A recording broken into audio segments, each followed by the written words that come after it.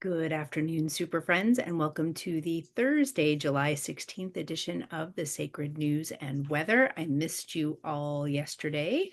I had a slightly different, maybe very different day than what I anticipated. I added a really fun client yesterday afternoon in the normal time where I record. She is a dear old friend, and she reached out to me and she said, I really don't need anything. There's nothing wrong, but I know there's more. So can we meet? And I had this delightful session with her, which was really like the taste of more, like how to get more. And I'm thinking about making it a thing because it was so fun. So I had that happen. And so I was planning on coming in here after my daughter went to sleep last night. And as I was putting her to sleep, I got the call from my son's sleepaway camp that he was homesick and needed me to come pick him up. So this is Jet Jet, by the way. He comes to visit on occasion on this channel. Um, and he's apparently going to love up on me right now. So anyway, I apologize for missing you yesterday, and I do have a message for us today. As with everything I do, please take what resonates, leave the rest behind. Know that these messages are timeless, so whether you're tuning in real time on Thursday, July 16th, or at a later date, if you are tuning in, there likely will be something here for you. If you're not seeing yourself, go ahead and turn me off and scroll down below. There's like almost 300 videos, if not more at this point, and there will be more to come. The wind kicked in a little while ago and I'm a little bit allergic again. I was doing well, but my voice is a little froggy. Hopefully I'm not sneezing. I have an itchy nose. All right. I do know a little bit of where we're going with today's message because I got some imagery and I got some flashes, and I feel like some of what I saw is from messages past. So I feel like I'm tapping into the same group of people, same energies who have been following me, particularly around the two entities, the two energies. I have been seeing them as masculine and feminine, but these are not gendered. These are energies. We all have everything inside of us. So if you've been following me and following the story of the divine masculine and the divine feminine, this message might be for you. But again, even if it's specific, it's often universal themes that I'm channeling into universal truths that I'm feeling. So stay with me and see what you get. And I'd love to know below. All right. So the first thing I saw when I was tuning into the energy of our collective was actually a direct image of one of my clients this morning in the red thread. And she was talking about when her son was little and she did this. She did shh, as if to, this was morning energy, as if to say, like, it's not time to talk yet. It's not time to talk yet. It's time to be quiet.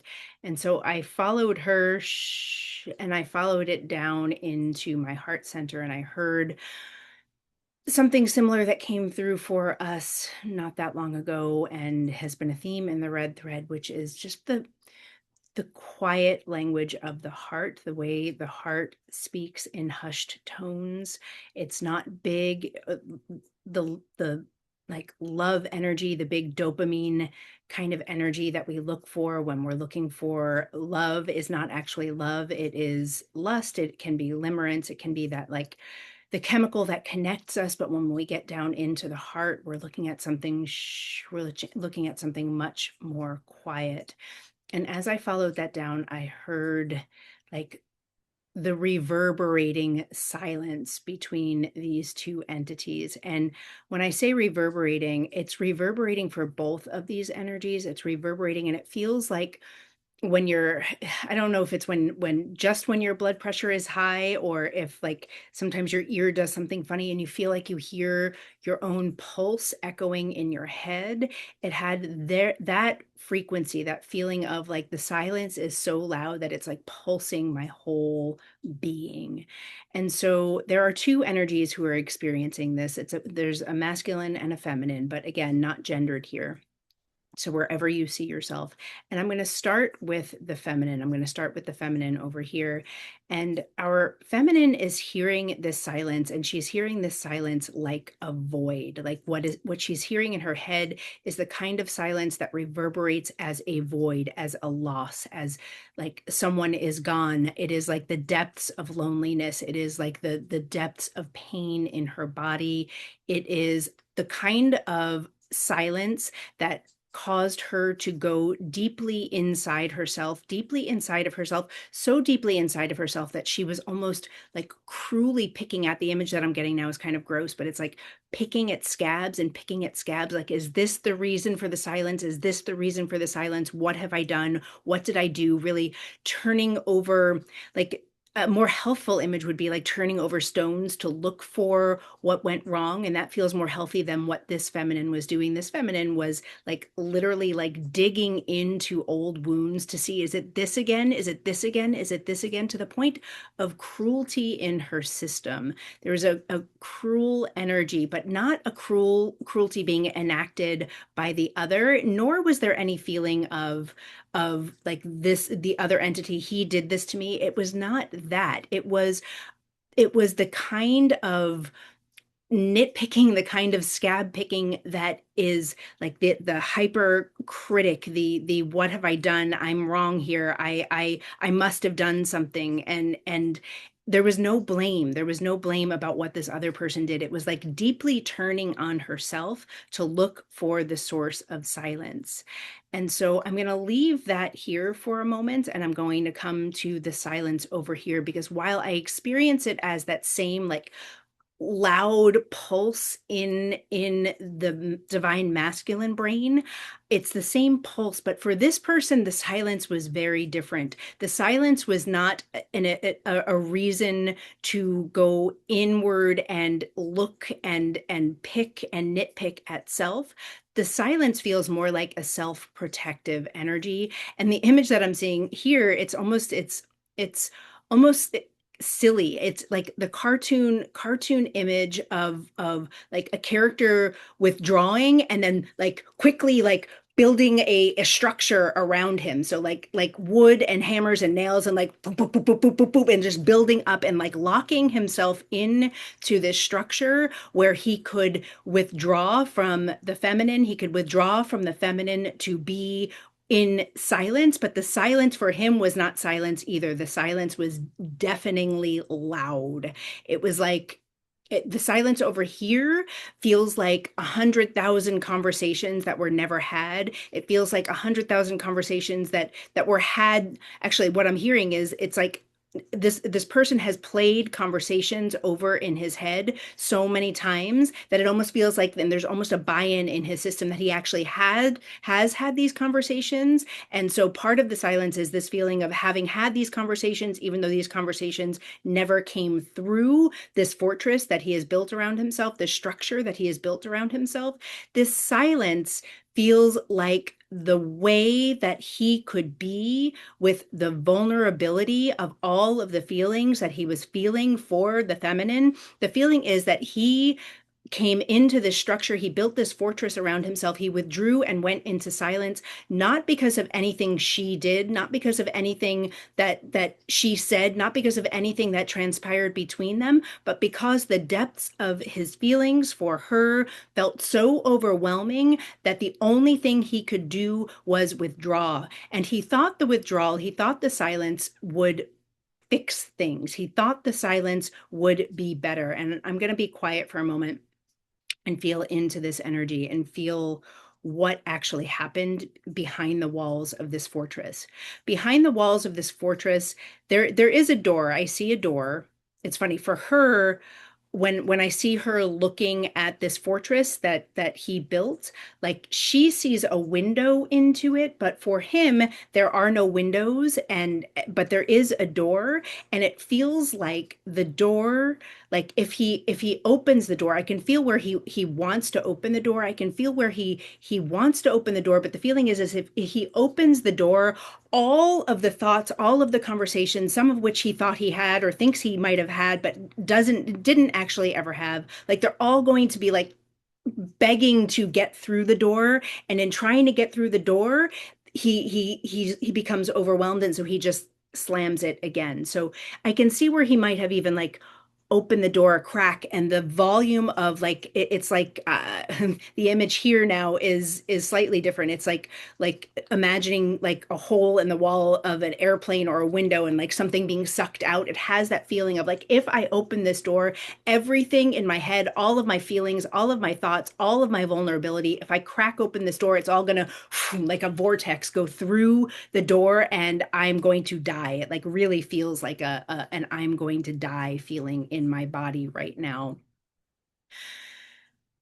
The problem the problem for the masculine is not only this, if I open this door a little bit, I'm going to die. The problem is also that he is suffering to the point where like the the floor, the foundation of the structure that he built is starting to crack. And I feel like the cracks in the foundation, like and now the same way he erected this like wooden board thing around him really quickly, I can see where he's now like on his hands and knees, and there are cracks forming in the floor. I see like a cement or a concrete floor, and the cracks are forming, and as quickly as they're forming, he's trying to trowel them over. He's trying to trowel over the cracks. He's trying to keep everything in.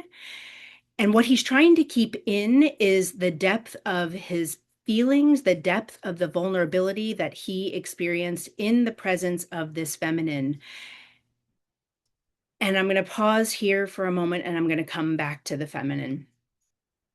Coming back to the feminine, because over here, the feminine does not recognize what is happening with this masculine. The feminine is still on this interior journey of what have I done? What have I done to cause this? The feminine has not yet realized that the only thing she needs to be investigating is not herself. The only thing she needs to be looking into or picking apart is actually what is happening for the masculine, but we actually don't want her to do that. We don't want her to spend any more time picking apart anything, any part of this. What we want her to be doing, what we want this energy, what the feminine energy needs to be doing, is really investing in herself. So while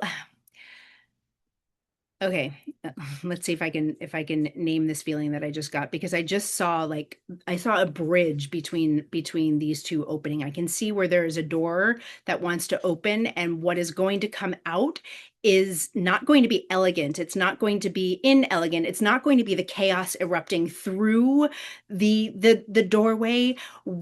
I can see where this masculine is getting ready to come forward, and what this feminine needs to be doing is preparing herself to receive the masculine in his truth, no matter how elegant or inelegant, no matter how chaotic, no matter what is going to be coming through from this masculine is going to resonate as truth. It is going to resonate as truth between the two of them. It is going to resonate as truth in this masculine, is going to be resonating as truth in the feminine, and the truth in its rawness, in its like most vulnerable state, is rarely ever eloquent. It's rarely ever pretty. The masculine is worried that in bringing this truth forward, he is going to bear witness. I can see a trajectory here. I can see where the masculine has been turning all of this over in his head. And I can see where he has at once imagined bringing a truth forward and being met with like cold ice queen energy, and that has caused him to close that door again because he does not want to be rejected. I can see another form of the way this masculine has rehearsed coming forward, and what he is received in is anger, and she comes at him with anger, and he's afraid he can't handle the anger, and so he retreats back into this structure. And the third scenario that I see is where this masculine comes forward, and this is almost the hardest for this masculine to imagine. And I feel like it's the hardest for this masculine to imagine because it is the most true. This What happens on this third iteration is he comes through the threshold, he comes onto the bridge, and he brings this truth, and he is met with pain. He is met with like the feminine's deep pain, and in gazing into her eyes, there's this feeling of the two of them gazing into one another's eyes, and there is this feeling that this is something the two of them did before. I can feel where this this couple had a deeply connected, deeply beautiful relationship, and the silence that happened between them was sudden.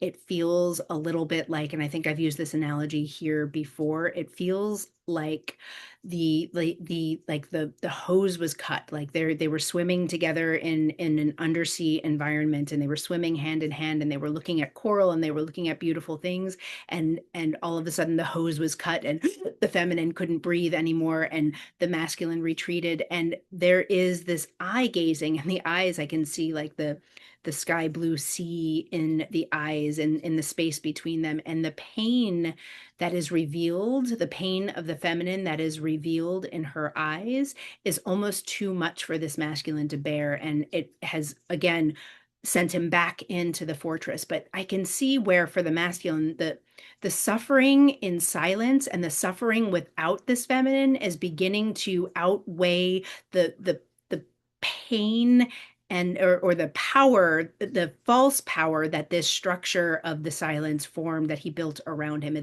The suffering in silence is beginning to outweigh any false protection, any false power that creating the structure around him, creating the silence created in the first place.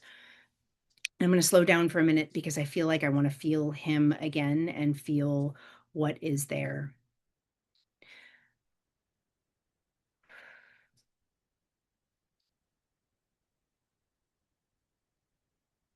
What the feminine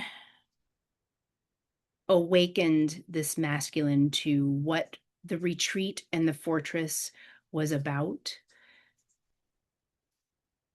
is a depth of feeling. I believe I've used the word vulnerable over and over again, but the way I'm experiencing it now, it is in that eye gazing, the way this feminine was able to witness the masculine, to open the way the masculine received the feminine seeing him. It was too much. I just keep hearing it's too much, it's too much, it's too much. And the too muchness was this masculine's inability to see his own depth. I can see where there's this tower that I'm seeing. It's actually it's the tower card from the tarot, but it's also an image that I get from my dear one Eden. When she talks about the tower, she often talks about a Lego tower. The way she visualizes the energy of the tower in tarot is like a Lego structure coming down and then using the blocks to be built again, and it feels to build up a new tower again with all of the pieces that crumble. And that's definitely how we want to use the tower energy. But what I'm seeing in this tower here, I'm seeing like there's one piece of this Lego tower left. There's like white, like 6 blocks. It's like the Lego that has 6 blocks. It's like a tower of sixes, a white tower of sixes, and everything else has crumbled around it. And what this tower represents is the truth at the core of the performance. This masculine has recognized the way that he has performed love in the past, and the way that he genuinely believed that the performance of love, that the performance of what he thought love was love. And this feminine gazing at him, gazing into his eyes, this feminine could see the truth that that what he knew of love was not love, and this feminine could see all of the potential of the love that was possible in him, and the being seen, the being revealed was too much. It was too much, too much, too much, too much. I'm hearing it again. And so he retreated. But what I'm hearing is that the pain of the realization of not being seen in this way, that once he was seen in this way, he could no longer not be aware of the way he could be seen. And what was once too much, it's still too much, but the troweling up of the cracks, it's like if I if I don't allow myself to be seen, if I don't allow myself to be vulnerable, I will not know the depth of love that is actually possible for me. And so those are the cracks that he's trying to trowel over, and those are the tracks that he's no longer able to trowel over. And this is why the door is actually going to open soon. This door is going to open and he is going to step fully out onto the bridge, because there's the recognition of the readiness to receive the depth of love that he knows is possible with his feminine, with this feminine. And the vulnerability, the messiness, the messy words that come over, whether it is pain or whether it is anger or whether it is coldness. I don't believe that he's going to receive, he may receive pain. I don't believe he's going to receive anger. I don't believe he's going to receive coldness, because what this feminine was feeling was not anger or coldness. What this feminine was feeling was pain. And so there will very likely be pain that will be expressed, but it is not the kind of pain that cannot be bridged. It's not the kind of pain that cannot be fixed, or what I'm seeing is it's the kind of pain that just needs to be held, the kind of pain that just needs to be held, not retreated from. And if this masculine can hold the feminine in the truth of her pain and the truth of the pain that happened between them, the truth of the pain that they caused each other, then there will be a bridging of this relationship. Then there will be a potential healing that can happen. But what needs to happen over here with this feminine is a cease and desist on the picking of the scabs, a cease and desist on the coming over and crossing over. I'm seeing where this feminine, her nature is to, in silence, is to bridge the silence. And I could see where, almost like the three little pigs, like the big bad wolf, this feminine was crossing over the bridge and pounding on the fortress and saying, come out wherever you are," which was making this masculine like go back into a corner. And what this feminine needs to realize is that beautiful, it's like it's a beautiful desire to bridge a chasm. It comes from a place of love, of wanting to love this person unconditionally. But there's a difference between holding healthful space for something to unfold, and crossing a boundary and coming in with pointed energy and pounding on the door. Part of what this feminine has been learning is to hold space for the potential return of this masculine without coming over the bridge, without coming over the bridge, without coming over the bridge. And this is part of what needed to be learned over here for the two of these two to come together, is that one can hold space for the other to come forward without needing to be the bridge, without needing to reach and grab. It can be a holding of the space. And the way that the feminine is being urged to hold the space for the masculine to come over the bridge is just to continue to tend to her own life, to not wait, to engage deeply in depth with her desires, with traveling, with creating, to engage deeply with her creation frequency, to engage deeply with what brings her pleasure, to get engaged and stay engaged in anything that is not waiting.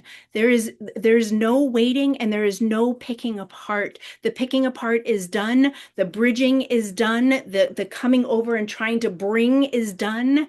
What needs to happen is a tending of the hearth, a tending of the garden. This silence feels like a crucible for these two. The silence feels like something needed to be destroyed. Some old form needed to be destroyed. I feel like I'm coming back into that shattered glass message that I channeled earlier in the week. Like, something needed to be destroyed so that something new could be rebuilt. And I can see where this is very much happening happening. And this masculine needs to come forward and be ready to hold the feminine in the pain, knowing that the holding in the pain and the holding in the experience of the feminine is all that is needed. Just the recognition of what the feminine felt is all that is needed for these two to begin something new, to bridge into something entirely new. And the feminine just needs to continue to not pick, to not bridge, but to hold space for a return that may or may not happen, but to continue to tend to her hearth, her garden, her work in the world, her one beautiful life. And if these two things can happen, I can see where these two can come together. Again, I will say that I'm never here at the Sacred News and Weather in the business of predicting the future. I am only showing you what is coming forward in my beingness for our collective energy. And I think I am complete. So I'm going to say thank you so much for being here. Thank you so much for staying with me. If you've gotten here, you've gotten all the way through. Thank you, thank you, thank you. Please like and share and subscribe and hype and tell your friends. And let me know if you'd be interested also. If in I'm really sitting with the deliciousness of the offer of like ain't nothing wrong, but I know there's more. And by more I mean like how can we make your life more delicious? How can we make your life more delightful? What wants to be opened? What wants to be expanded so that you can go from yesterday's imagery for my client was going from in numerology and tarot, going from the stability of the fours, which can be stable and beautiful and delightful. It's like a table, you have a nice sturdy table, but at some point you get bored at looking at the same old table and you're ready for something new. But coming into the fives means change, and change is inherently uncomfortable. But as we discovered yesterday, not all change is inherently comfortable. Some change is inviting in more pleasure. So, and if we can come into the fives, we come out of the stability of the fours, but then we come into the sixes, and the six is the heart. The six is to ferret. The six is the truth. And so we've got to step into the fives and get really uncomfortable. Even if that discomfort, even if that change is pleasurable, it can still be really beautiful. Sorry, my son just came in the room. And so if this sounds interesting to you, let me know. And because I've got an offer brewing, just a little nugget of an offer brewing. So thank you so much. Oh, and a call is coming through too. Wow. It's like lots of interruptus. Have a good one. Bye bye.